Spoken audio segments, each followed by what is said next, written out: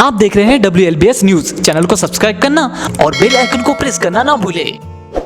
नमस्कार दोस्तों, जय भीम। मैं सुरेश आप सभी का स्वागत करता हूं। दोस्तों, जैसा कि आप जानते हैं, हमने एक छोटा सा प्रयास किया है कि बहुजन विचार मंथन के माध्यम से हम देश में जितने भी हमारे जो बाबा साहब के फॉलोअर है, तथागत गौतम बुद्ध के जो भी अनुयायी हैं, यदि उन्हें ऐसा लगता है कि बहुजन समाज की जो भी सामाजिक, राजनीतिक या धर्म के संबंधित जो भी समस्याएं हैं, उसका निराकरण इस तरीके से हो सकता है, या उनके जो भी उनके अंदर में शंकाएं हैं या जो भी प्रश्न हैं, हम चाहते हैं कि उन्हें एक मंच देना और उस मंच के माध्यम से हम अपनी चर्चा करना चाहते हैं। तो इसी श्रृंखला में हमारे बीच में आज हमारे साथ में है सोनिया जी, जो कि दिल्ली से बिलोंग करती हैं।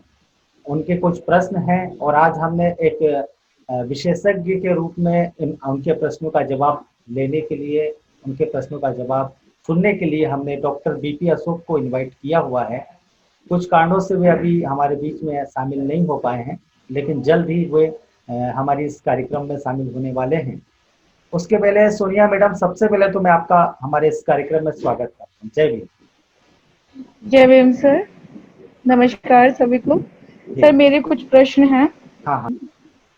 सर मेरे को ऐसा लगता है कि हमारे जो बहुजन लोग हैं वो अपने कॉन्स्टिट्यूशनल राइट्स के प्रति उतने जागृत नहीं हैं, और उनको हम कैसे अवेयर कर सकते हैं इसके बारे में कि भाई वो अपने संवैधानिक अधिकारों को जाने और उसका इस्तेमाल अच्छे से कर सके।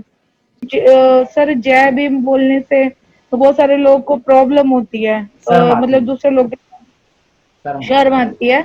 हाँ, तो पता नहीं क्यों ऐसा होता है, मतलब दूसरे लोग के सामने खड़े हो या कहीं भी मीटिंग में या पब्लिक प्लेस में, तो मतलब उतना हेजिटेट फील करते हैं, मतलब उतना कॉन्फिडेंस नहीं है उनमें अपनी आइडेंटिटी को लेके। और बाबा साहेब जो हमारे सोशल फादर हैं, है। जिन्होंने हमारे लिए इतना सब किया, मतलब पूरी दुनिया के लिए और स्पेशली हमारे लोगों के लिए, और अपने पिता को पिता कहने में शर्म आती है। तो मतलब मुझे ये मतलब बहुत ज्यादा बेकार लगता है ये जी। सोच के, जो अपनी आइडेंटिटी है आप उसको मतलब डिनाई करो, एक्सेप्ट नहीं कर रहे, ये सारी चीजें। तो ये आ, सारे मेरे ले प्रश्न है आपके सर जो ये से। प्रश्न है, मैं सर आते हैं तो उनसे जवाब तो लूंगा ही, लेकिन अगर हम आपस में अगर चर्चा करें, अब मैं आपके इस ठीक प्रश्न है। का यदि जवाब देना चाहूँ, तो मेरा जवाब शायद यही है। हाँ जी दे। हो सकता है कि आप एग्री हो या ना हो। मैं मुझे जहाँ तक ऐसा लगता है कि अभी जो हाँ बहुत। नहीं नहीं सर, अपनी बात। जी जी मैडम, मुझे ऐसा लगता है कि यदि जो व्यक्ति अगर बाबा साहब के संघर्षों को यदि अच्छी तरीके से जान गया, तो उसे शर्म नहीं आएगी। और जो हम्म। व्यक्ति ऊपर ऊपर, अगर आप कहीं अकेले में सामाजिक कार्यक्रमों में मिले और वहां आपको देख के जय भीम वो व्यक्ति करता है, और यदि पब्लिक प्लेस में उसे करने में शर्म आती है, तो इसका हम्म। मतलब यही है मैडम कि वो व्यक्ति बाबा साहब को अच्छी तरीके से मानता नहीं है। वो सिर्फ दिखावा करता है, और ऐसे लोगों को सही। हम ढोंगी भी कह सकते हैं। और मेरा मानना यह है कि सही बात है सर। आने वाले समय में जो व्यक्ति बाबा साहब को अच्छे से जान जाएंगे, तो उन्हें फिर शर्म नहीं आएगी। जैसे आप हैं, मुझे यकीन है कि आप अगर अपने किसी भी फ्रेंड सर्कल के बीच में जो बाबा साहब को समझते होंगे, यदि उन्होंने आपसे जय भीम का अभिवादन करते होंगे, तो आप उनसे करती होंगे, क्योंकि आप उनके बारे में अच्छी तरीके से हाँ जानते सर। हैं। जो जानते ही नहीं है वो बाबा साहब को कैसे जी मानेंगे। सर। मेरा ऐसा मानना है। मैं आपको बताना चाहता हूँ, हमारे बीच में doctor BP Ashok sir join हो चुके हैं, जो कि एक वरिष्ठ पुलिस अधिकारी हैं और ऐसे मुद्दों पर हमेशा अपनी बातों को बेहिचक रखते हैं। तो आज हमारे बीच में है सोनिया जी, जो कि दिल्ली से बिलोंग करती हैं। उन्होंने कुछ प्रश्न हमसे किए थे, तो हमने सोचा इसका जवाब हम डॉक्टर बीपी अशोक सर से लें। तो सोनिया जी, आपका स्वागत है। और डॉक्टर बीपी अशोक सर जी से थैंक आप यू सर। आपके जो भी प्रश्न हैं आप उनसे कर सकते सर नमस्कार, नमो बुदाय। ये हैं। मेरा एक प्रश्न है कि हमारे जो बहुजन लॉयर्स हैं, बहुत सारे लोगों को उनके बारे में जानकारी नहीं है। और अभी आप देख रहे हैं हाल फिलहाल में पिछले 4 वर्षों में हमारे लोगों के प्रति जो एट्रोसिटीज हैं वो बढ़ रहे हैं, अत्याचार बढ़ रहे हैं, तो लोग कैसे उन्हें अप्रोच कर सकते हैं। तो इसके लिए मैं सोच रही थी कि एक वेब पोर्टल अगर तैयार कर दिया जाता तो लोग संपर्क कर सकते थे, उन्हें जस्टिस पाने की जो उम्मीद है वो ज्यादा हो जाती और उनको जल्दी से जल्दी न्याय मिल पाता, क्योंकि बहुत सारे मामले तो ऐसे ही चले जाते हैं, उन्हें कोई मदद नहीं मिल पाती। ये मेरा एक सजेशन था। और दूसरा ये कि हमारे जो लोग हैं वो ब्लाइंडली ब्राह्मणवाद को मतलब फॉलो करते हैं मैक्सिमम लोग। तो उसके लिए उन्हें चलिए कैसे अवेयर करें कि? हम लोग एक एक पॉइंट उठाते हैं। पहला पॉइंट ठीक आपका है सर। था लॉयर्स वाला, ठीक है। मैं इस पॉइंट हम्म। को क्लियर करना चाहूंगा। 1987 हम्म। में सुप्रीम कोर्ट का एक आदेश हुआ था एडवोकेट्स के संबंध में, हम्म। और बाद में वो नालसा एक्ट के नाम से भी आया, जिसके हाँ अंदर नालसा। जो जी जी एट्रोसिटीज के संबंध में या फिर वीकर सेक्शंस के संबंध में, लेडीज के संबंध में जो प्रकरण होते हैं, उसमें हर जिले के अंदर एक अथॉरिटी होती है, डिस्ट्रिक्ट अथॉरिटी भी होती है, एक तालुका स्तर पर भी होती है, और एक होती है लीगल एड क्लब गांव स्तर पर, जिसमें एडवोकेट्स उसमें शामिल हो सकते हैं, और इसमें वॉलंटियर्स भी शामिल से हो सकते हैं। जो जो पैरा लीगल वॉलंटियर्स हैं, पीएलवी, वो भी शामिल हो सकते हैं। और लॉ की जानकारी से निश्चित रूप से एट्रोसिटीज को कम किया जा सकता है, ये सिद्ध है। तो इसमें आप अगर पोर्टल खोलते हैं तो बहुत अच्छी बात है। उसमें नालसा एक्ट की जो मुख्य धाराएं उनको बताइए, SC/ST एक्ट की जो मुख्य धाराएं उनको बताइए, वेबिनार के द्वारा, सेमिनार के द्वारा, कैडर कैंप के द्वारा। और इसमें BSS ने काफ़ी काम किया पिछले 10-12 साल से, इसमें बहुत सफलता मिली है। जो एट्रोसिटीज़ के मामले हैं उसमें हम लोगों ने गांव-गांव में जाकर के हर व्यक्ति को कहा कि हर व्यक्ति अपने घर के अंदर संख्या के अनुसार लाठी रखे। अगर 6 लोग हैं तो 6 लाठी होनी चाहिए, 6 लोग हैं तो 6 अच्छा टॉर्च अच्छा। होनी चाहिए, 6 लोग हैं तो 6 सीटी होनी चाहिए, 6 लोग हैं तो 6 हेलमेट होनी चाहिए, ताकि एक सेल्फ ओके डिफेंस मैकेनिज्म बने। एट्रोसिटी की ओके। हिम्मत ही ना हो किसी की, ये लगे हाँ ये लोग तैयार हैं। उसमें वकील लोग बहुत हम्म। अच्छी भूमिका निभा सकते हैं, क्योंकि यस उनका सर। संपर्क भी रहता है डिस्ट्रिक्ट लेवल पर। और वकील अपने आपस में भी जुड़ सकते हैं। हमारे यहाँ जो लॉ लॉ की सेल भी बनी हुई है BSS में। उसी तरह NGOs उसको चला सकते हैं, अलग से पोर्टल बना करके लोगों को फ्री मशवरा भी दे सकते हैं। और प्रार्थना यस पत्र सर। लिखना सिखाने से लेकर के केसेस की पैरवी तक आप उसमें बता सकते हैं लोगों को। इसमें राजस्थान के अंदर सीमा हिंगोनिया जी अच्छा काम कर रही हैं, और यहाँ पर अच्छा। डॉक्टर जयश्री ने भी काफ़ी सेमिनार्स कराई हैं रेसिपीज के संबंध में BSS के उस पर फ्रंट पर। तो निश्चित रूप से अच्छा है। ये पहला पॉइंट आपका, आप खोलिए पोर्टल और इसमें फ़ायदा होगा लोगों को। सुनिए मैडम, अच्छा आपका ठीक है दूसरा सर। प्रश्न। सर मेरा दूसरा प्रश्न ये है कि हमारे बहुजन लोग जो है ब्लाइंडली ब्राह्मणवाद को फॉलो करते हैं मैक्सिमम लोग। ये इसके लिए उन्हें अवेयर कैसे करें, मतलब कैसे देखिए, उन्हें अवेयर करें कि मतलब? बाबा साहब डॉक्टर अम्बेडकर ने उसके लिए 22 प्रतिज्ञाओं को दिया था, और निश्चित रूप से जो 22 प्रतिज्ञाओं को यस पढ़ सर। लेगा, और वो सबसे बड़ा एम्पावरमेंट के लिए एक प्रियम्बल है, एक प्रियम्बल है यस सोशल सर। एम्पावरमेंट के लिए, अगर उसको समझ जाएंगे। लेकिन हुआ ये कि जो क्लास 1 क्लास 2 अफसर्स थे उन्होंने भी उसको नहीं अपनाया, क्योंकि वो रोल मॉडल बने थे। जो हमारे रिप्रेजेंटेटिव्स थे और जो अफसर्स थे, जो एजुकेटेड लोग थे, वो लोग रोल मॉडल बने, और रोल मॉडल्स ने उन्होंने 22 प्रतिज्ञा को नहीं अपनाया। उससे बहुत बड़ी दिक्कत हुई कि नीचे एक मैसेज ये चला गया कि ये अंधविश्वासों की वजह से ही है कि ये लोग बड़े बड़े आदमी बने हैं। तो जो एजेंट्स ऑफ चेंज का जिनको काम करना चाहिए था, उन्होंने एजेंट्स ऑफ चेंज का काम ना करके एजेंट्स ऑफ ट्रेडिशन काम करना शुरू कर दिया। एजेंट्स ऑफ वर्ण व्यवस्था बन गए वो, और डोमिनेंट कास्ट को इमिडिएट करने लगे। उस पर रिसर्च हुई है काफ़ी। MN श्रीनिवास बहुत बड़े सोशलिस्ट हुए हैं, एंथ्रोपोलॉजिस्ट हुए हैं। उन लोगों ने एक डोमिनेंट कास्ट का वो दिया था सिद्धांत, और दूसरा दिया था संस्कृताइजेशन का, संस्कृतिकरण का। इसमें ये था कि लोअर कास्ट जो होती हैं वो इमिटेट करती हैं, नकल करती हैं जो लोकल डोमिनेंट कास्ट होती हैं।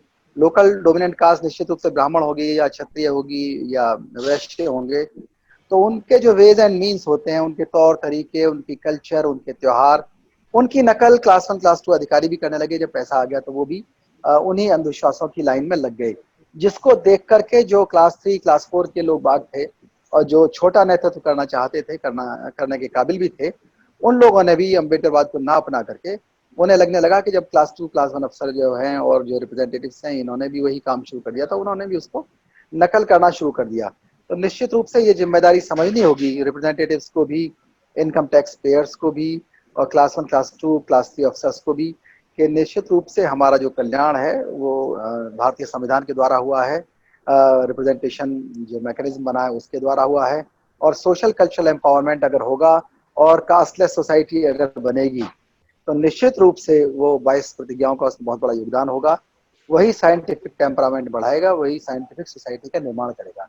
तो ये समझ में आना हर आदमी के लिए जरूरी है। इसमें आवश्यक है कि जो नई पीढ़ी के लोग, जिनको दर्द है इस बात का कि लोगों को जगाना चाहिए, जागरूकता लानी चाहिए, वो लोग अपने स्तर से, अपने NGO से, अपने दोस्तों के स्तर से, अपनी संस्थाओं से वो लोग उनको जाकर के कैडर कैंप लगा करके जागरूकता बनाएं, साइंटिफिक टेम्परामेंट बढ़ाएं, संविधान के प्रति जो ज्ञान है वो बढ़ाएं, और उनको क्या करना Yes, sir. चाहिए उनको अपनी कीमत सिखाएं, उनको जो सुरक्षा के साधन है वो बताएं।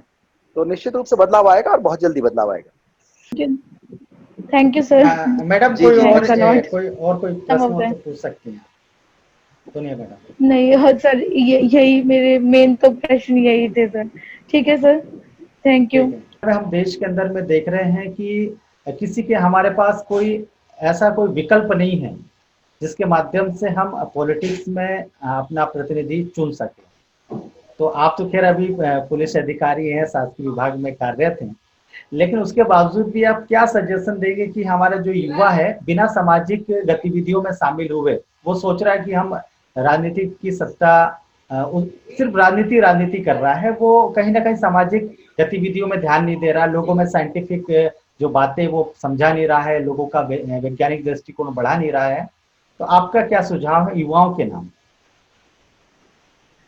देखिए, युवाओं की गलती नहीं है, ये ह्यूमन नेचर है कि लोग चाहते हैं बहुत जल्दी परिणाम सामने आए। चाहे वो भोजन है तो फास्ट फूड की बात आती है निश्चित रूप से, ठीक है। और मनोरंजन की बात है तो चाहते हैं लोग बाग लंबे लंबे सीरियल ना देख करके 1 या 2 घंटे की कहानी देखें। और लोग बाग अगर किताबें पढ़ने की बात है तो चाहते हैं वो कहीं से समरी मिल जाए। टेक्स्ट बुक पढ़ने की बात है तो स्टूडेंट चाहता है कहीं से की मिल जाए। ये ह्यूमन नेचर है, और बहुत सा इसका इसमें योगदान पॉजिटिव भी होता है कि लोग उसी में साइंस का विकास भी करने लगे, कोई दिक्कत नहीं है। लेकिन फिर भी लोगों का कहना है कि हाँ राजनीति सब चीज़ की चाबी है, वो बात सही हो सकती है, गलत नहीं है। लेकिन फिर भी चाबियां बहुत सारी होती हैं। अगर हम शिक्षा को भी एक चाबी माने, हम साइंटिफिक टेम्परामेंट को भी एक चाबी मांगे, तो निश्चित रूप से जो बदलाव में जो स्थायी बदलाव है, स्थायी बदलाव तो कल्चर चेंज करके, सोशल चेंज करके, इकोनॉमिक चेंज करके, सोशल इकोनॉमिक डेमोक्रेसी ला करके ही हो सकता है। बाबा साहब डॉक्टर अम्बेडकर ने खुद ही कहा कि पॉलिटिकल डेमोक्रेसी बहुत ज़्यादा उसकी नहीं है अगर सोशल इकोनॉमिक डेमोक्रेसी ना हो तो। उन्हीं की बात को अमर्त्य सेन जी ने भी कहा बाद में चल करके कि हम बाजार का विकास करेंगे लेकिन अगर सामाजिक विकास हमने नहीं किया तो दिक्कत होगी। इसलिए युवा पीढ़ी को बहुत धैर्य से काम लेना चाहिए और बहुत ही संतुलित करके अपने अभियान, अपने आंदोलन, अपनी गतिविधियां करनी चाहिए। बहुत ज़्यादा फास्ट फूड की बहुत परिणाम की जरूरत नहीं होती है, लेकिन फिर भी बहुत जल्दी ही परिणाम आएंगे अगर हम एक साथ लेकर के चलें। सामाजिक बदलाव, सांस्कृतिक बदलाव और जो हमारे जो इंटेलेक्चुअल बदलाव है, अगर हम एम्पावरमेंट की तरफ से बात करें तो जिस तरह BSS वगैरह ने डिज़ाइन किए हैं मॉड्यूल्स बहुत सारे, उन पर चल करके 4-5 साल के अंदर इतने मजबूत हो सकते हैं लोग बाग कि उस तरह की एट्रोसिटी बिल्कुल नहीं होगी जिस तरह ऊना में हुआ, या कोई दफ्तर के अंदर हैरेसमेंट कर दे किसी बाबू का, उसको सुसाइड करने के लिए तैयार होना पड़े, या किसी स्टूडेंट को कर दे वो सुसाइड कर ले, या किसी टीचर को कर ले, या किसी MBBS के छात्र को कर लो। वो स्थिति 4-5 साल में हम लोग ठीक कर सकते हैं अगर एम्पावरमेंट पर काम किया जाए तो। और निश्चित रूप से एक दूसरे से जुड़ना पड़ेगा। सोशल मीडिया ने बहुत बड़ी आशा की किरण लोगों को दी है और उसको एक्सेप्ट करना चाहिए। बहुत बड़ा टूल है ये, और लोग अपना चाहे फ्रस्ट्रेशन हो, चाहे अपने सवाल हों, चाहे अपनी समस्याएं हों, अपने साथियों से उनको शेयर कर सकते हैं। अपने से जो ज़्यादा पावरफुल हैं, मजबूत हैं, चाहे वो सरकारी हैं चाहे गैर सरकारी हैं, उनका मार्गदर्शन ले सकते हैं। तो कहीं निराशा की आवश्यकता नहीं है। लेकिन कहीं ना कहीं गलती इसलिए होती है कि हम बहुत ज़्यादा फास्ट फूड या बहुत फास्ट रिजल्ट्स चाहते हैं। तो ये नहीं हो सकता कि आप 2 महीने के अंदर या 6 महीने के अंदर रिजल्ट मिल जाए। लेकिन जो हज़ारों साल की बीमारियां हैं उनको अगर हम काफ़ी निर्मूल करने में, उनको निरर्थक करने में, उनको कमज़ोर करने में हम अगर 4-5 साल में भी सफल हो जाते हैं तो बहुत ज़्यादा समय नहीं है। सर आप BSS का कई बार उल्लेख कर रहे हैं और मैं जानता हूं कि बहुजन सशक्तिकरण उसका फुल फॉर्म है। थोड़ा सा उसके बारे में हमारे दर्शकों को बताइए कि BSS का आखिर उद्देश्य क्या है, बहुजन सशक्तिकरण संघ? BSS का उद्देश्य यही है कि इसके अंदर सभी तरह के लोग शामिल हैं, जो लोग समाज को सशक्त करना चाहते हैं, जो राष्ट्रवादी हैं, जो जाति विहीन समाज चाहते हैं, जो दंगा विहीन समाज चाहते हैं, जो अत्याचार विहीन समाज चाहते हैं, वो लोग इसमें शामिल हैं। उनका जो मैकेनिज्म है वो पे बैक टू सोसाइटी के ऊपर है, पे बैक टू फैमिली चाहते हैं, और वो ये भी चाहते हैं कि हम विकास के कार्य करें, हम कानून व्यवस्था को बचा करके रखें, हम संविधान का संरक्षण करें। सबसे बड़ी चीज़ है कि हम प्रतिनिधित्व की लड़ाई लड़ें। जो शेयर है वो शेयर सबको उसका मिलना चाहिए, जो भारत में पैदा हुआ भारतवासी है और उसको उसका शेयर मिलना चाहिए। और अन्याय का रास्ता बंद हो, अत्याचार का रास्ता बंद हो, दंगे के तौर तरीके बंद हों, लोग सेल्फ कंट्रोल में रहे, लोग कानून के अलावा नैतिकता से भी नियंत्रित रहें। तो इस तरह की बहुत सी 50-60 बातों को लेकर के बहुत सहज बातें हैं जिनको कोई भी कानून में विश्वास करने वाला मना नहीं कर सकता। जिनको मान लीजिए पंचशील का सिद्धांत है, उसका कोई विरोध नहीं कर सकता पूरी दुनिया के अंदर कोई भी आदमी। कोई शांति का विरोध नहीं कर सकता, कोई विकास का विरोध नहीं कर सकता। विरोध होता है प्रतिनिधित्व का, विरोध होता है लोगों के शेयर का, तो वो भी उसका आधार जो है वो अनैतिक है। हम किसी को दूसरे का हिस्सा मारने के अधिकारी नहीं है। ये बात अगर हर भारतवासी की समझ में आ जाए तो वो अपनी पत्नी को भी अधिकार देगा, अपनी बेटी को भी अधिकार देगा, अपनी बहू को भी अधिकार देगा और माँ को भी अधिकार देगा। और वो अपने पड़ोसी के अधिकार में एनक्रोचमेंट भी नहीं करेगा। दफ्तर में भी वो अपने से ऊपर वाले का, अपने से नीचे वाले का, अपने से बराबर वाले का, उसका भी अधिकार नहीं मारेगा। ये जो एनक्रोचमेंट की प्रवृत्ति है, जो प्रिविलेज्ड रहने की प्रवृत्ति है, जो सामंतवाद है, जो जातिवाद है, जो उपजातिवाद है, इस सब के खिलाफ काम करता है बीएसएस।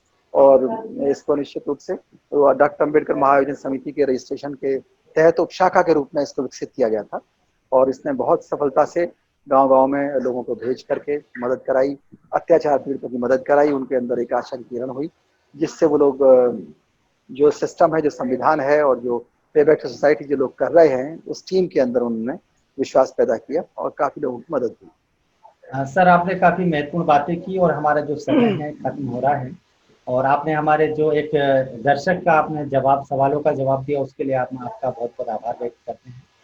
धन्यवाद। जय हिंद। Thank you. जय हिंद।